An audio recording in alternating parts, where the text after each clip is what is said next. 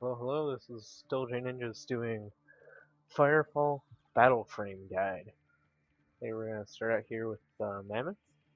First frame I have able to unlock, or completely max out. See, all maxed out. I've equipped all stock for sake of demonstration. So, let's begin with the overview.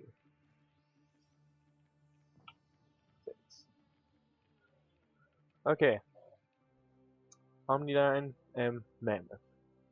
The biggest, bulkiest battle frame. I like I like this one because it's one of the frames that you could just walk in, give zero fucks about anyone else, kill everything, and then leave. That's what's best about this frame. Here's what the wiki has to say on it. Made by Omni9, obviously.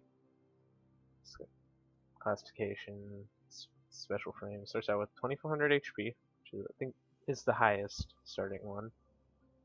It's not the fastest. It's not going to win any land speed records, but it'll get the job done.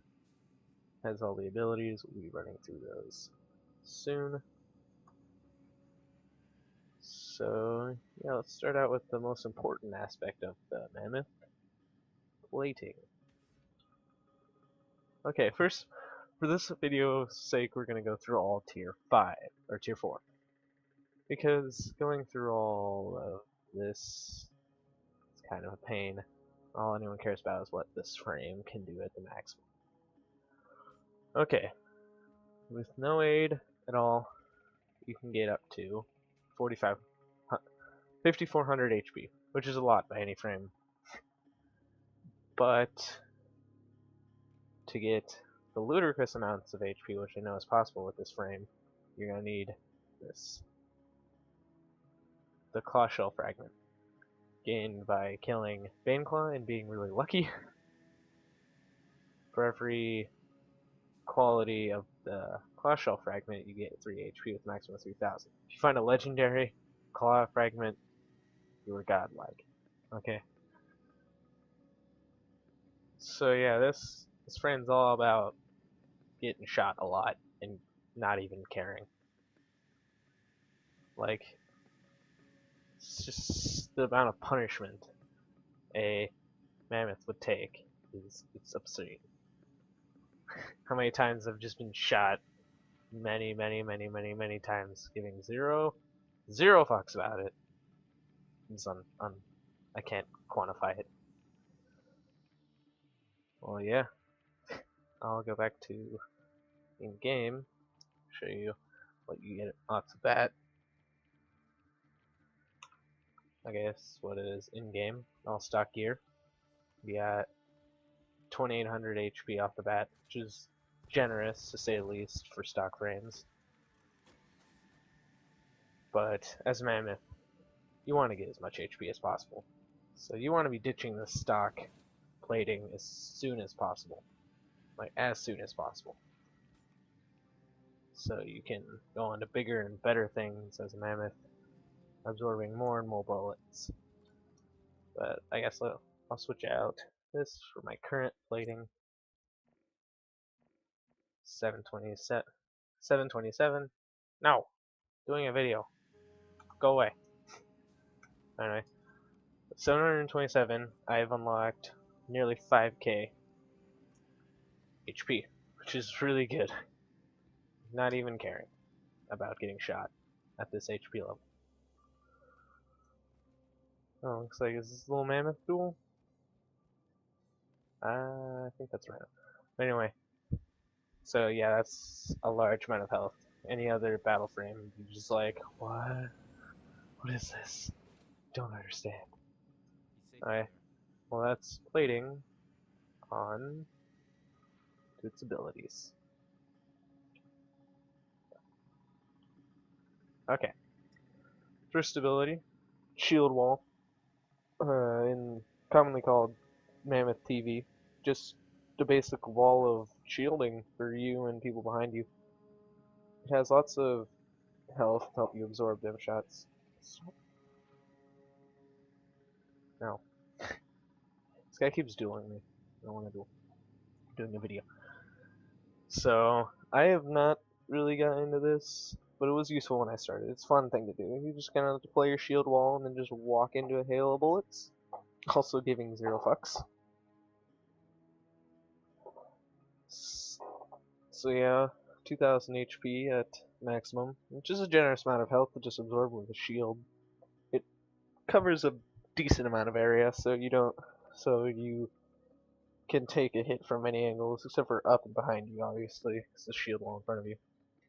So, on to the next. Actually, I'll demonstrate it.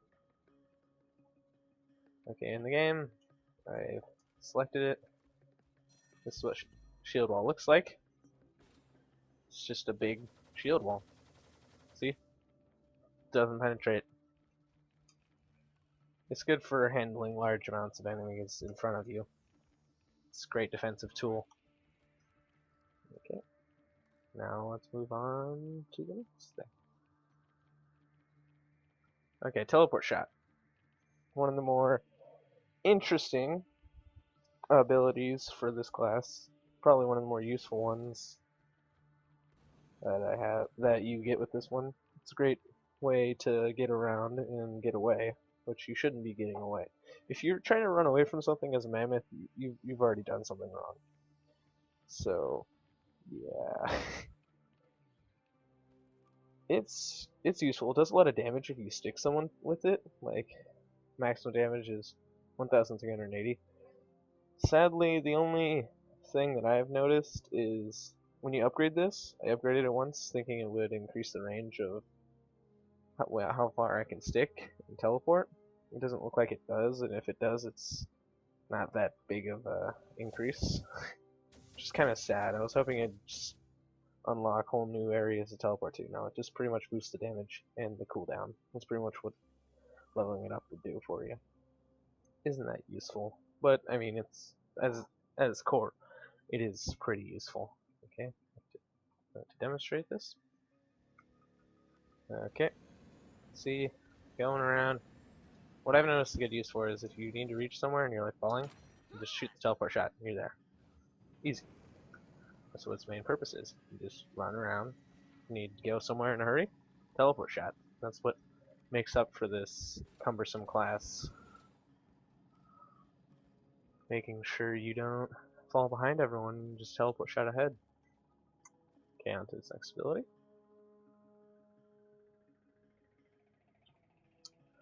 Thunderdome. Probably the whole reason I got this class. Just because the name Thunderdome.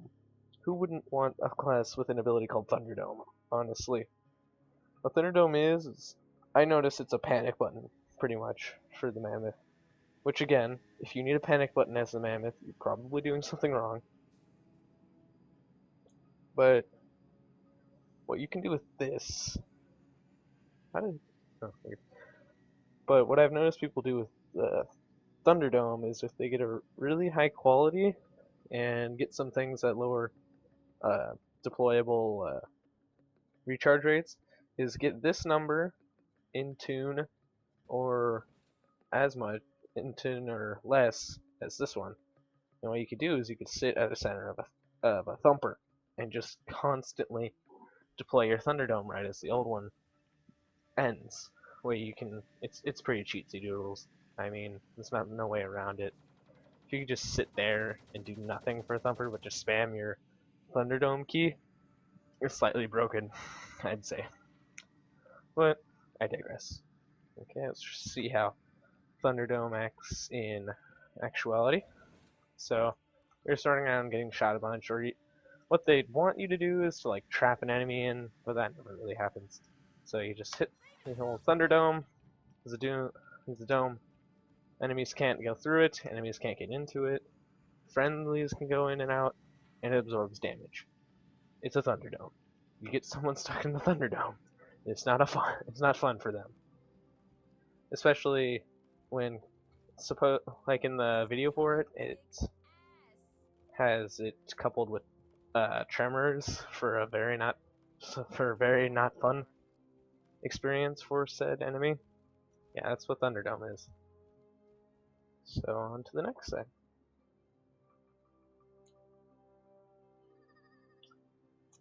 Okay, tremors. Rage cam. The big part of this class. Pretty much, it just turns uh, the mammoth into a walling ball of pain, or a walking ball of pain. Uh, it's pretty much just like it just spams AoE, just constant like beats of AoE that do tons of damage around you, and it snares and it slows and knocks back enemies within the radius, which is really useful. It stops them from doing anything. They can't do anything since they're getting knocked back. They can't shoot. And they're getting slow. They can't like run away. So it's pretty much death for anyone trapped inside of it. That's what Thunderdome did. That's why it's good with Thunderdome. So they just die. It's not fun. So at maximum, it does a decent amount of damage. It's pretty fast recharging. Itch cam. I wish I could show it to you, but you gotta get them H cams. So I guess on to the next thing. Imminent threat, the passive that comes with the mammoth. The last thing you want to do is get trapped with a mammoth. That is not fun. What imminent threat does, it makes it even more not fun by increasing the damage to increases the damage dealt to an enemy within a certain radius. So at maximum, any enemy within 8 meters will take 13% more damage, which I don't think is accurate anymore. It might have been before, because my tier 3 is up to 15 max value at, I think, an 8-ish meters range. So I think that's wrong. I don't know. I'll just show it to you, actually. So remember, 13 damage boost and 8 meters effective range for tier 4. But my tier 3 threat has 15% at 10 meters. I don't know, maybe this is old information on the wiki, or I guess they didn't measure right. I'm not sure. Okay, and on to the next part, the perks. Okay, the first perk you get for getting the first tier or tech stage of the mammoth is a really good one that I pretty much put on all my frames. After taking damage, gain a buff that takes next damage by 20%. Same thing, cool. It's not that bad. You just get hit, and then next time you get hit, it's 25% less damage. What's not to like? It's not like it has any downsides. Well, none of them do. Yeah, 7-second cooldown, it's not that bad. Honestly, I can see this as an ability. I'm gonna be honest, but it's a perk and it's only costs 5 points, which is kind of ridiculous. So you just stick this on any frame, and it makes it that much more survivable. I'd show this to you, but yeah. Okay, next up is shields up, which is kind of the I don't really see why it's on the Mammoth. I see like the Thunderdome and Shield Wall would benefit by this, but by 100 it isn't really that much. When the Shield Wall and the Thunderdome have like 2000 HP, 2100 HP isn't really worth it, and 10 perk points isn't. It feels not very usable for more perk points than it should be. I never use this on any of my frames. There might be uses I'm not sure of. Yeah, this shows all the things it's useful for. Okay, and next one is Thick Hide. Thick Hide is probably one of the best. Well, besides its maximum. So this is after Tech 3. It's just increased health, 400 more HP. What's wrong about that? Who wouldn't want 400 HP? It's just it costs 25 per point. It's a large amount, but it's not that bad. Helps out any frame you put it on. Okay, on to the final perk for the Mammoth. Power Surge. Probably one of the more powerful perks I've seen. Activating ability heals you 15% of max health, 10-second cooldown. So this makes the Mammoth nearly unstoppable. If you just keep spamming abilities, you'll never die.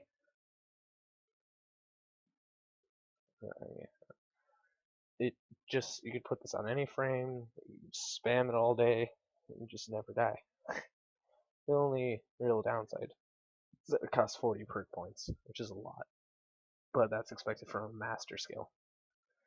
Yeah, it's kind of pros and cons. It's all balanced, well, supposedly balanced. Some things don't work out that well. Looking at you, Rhino. Okay, so I'm gonna show my current setup. This is what I run with Mammoth. And go to that now. Okay, let's get rid of all this gross stuff. Get my good MG shotgun because I was Velociraptor hunting earlier. Okay, and switch out shield wall for tractable pulsar, just to get enemies closer and does good damage. Thunderdome for I think I had explosive rounds, just deal more damage, and then teleport shot. Switch out for turret mode. Turret mode just changes it, makes it a defensive beast, the Mammoth. And I've upgraded tremors, that lasts a while. My imminent threat, my mammoth plating, better servos, and then my babies. These jump jets serve me well. They serve me very well. Okay, so that's what I currently run with my mammoth. Some of you might be watching this and thinking, but this kid's an idiot. Why is he using this setup for this class? I don't know, it works for me. It creates this just wall of death, nothing can touch. And if they do get close enough, they're not going to have a fun time. But the turret mode, it pretty much turns this into a plasma hose. It really just does look like a hose. Then with explosive rounds, yeah, you get the message there. And then if something does end up getting too close, or you want to take out a bunch of enemies in a close proximity, repulsor blast. And tractor repulsar. You need a certain optional component for that.